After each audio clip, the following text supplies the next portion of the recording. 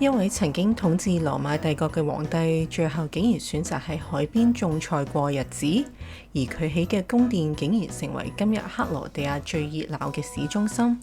一齊去睇下 Split 嘅靈魂所在——戴克里先皇宮。呢座皇宮建於西元305年，由羅馬帝國戴克里先親自下令興建。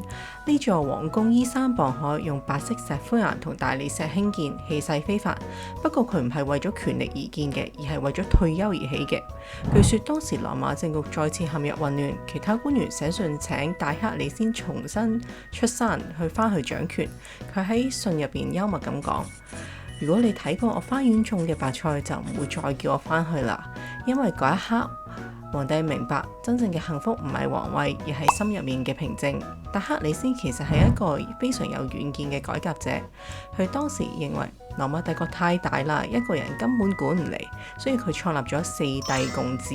簡單嚟講就係4個皇帝分別管理帝國4個地區，東南西北各自管理，又互相咁支援，希望用制度而唔係靠個人去維持穩定。一開始真係成功嘅，內戰停止，邊境平靜，經濟又穩定，羅馬帝國一度重現秩序。但可惜好景不常，戴克里先一退位呢，啲皇帝就開始爭權啦，最後仲爆發咗內戰添。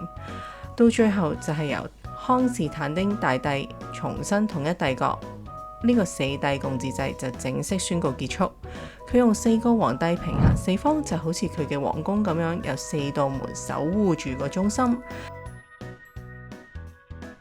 例如金門呢係主入口，係俾當時皇帝同埋貴族出入嘅，就係最華麗嘅。而銀門呢就係通往城市市場嘅方向，亦都係面向東邊迎接朝陽同埋生氣嘅。而銅門呢就係面向大海，用於逃生啊或者係港口嘅，係象徵通往自由。而鐵門呢就係軍事防禦嘅通道，象徵力量。4道門之中呢藏住秩序同埋平衡，正正呢就呼應戴克里先嗰個四帝共治嘅理念啊！四方守護，一心為嗰個城。而家嘅 Split 咧，人行喺街上面咧，其實就行緊古羅馬皇帝嘅走廊。佢呢座退休嘅宮殿，後嚟慢慢變成咗 Split 嘅心臟，一座有居民啦、有商業、有文化活動、充滿生活氣息嘅城市。如果你想聽更加多歐洲古城背後嘅歷史故事，記得 like 同埋 subscribe 我個 channel。我哋下次旅程見。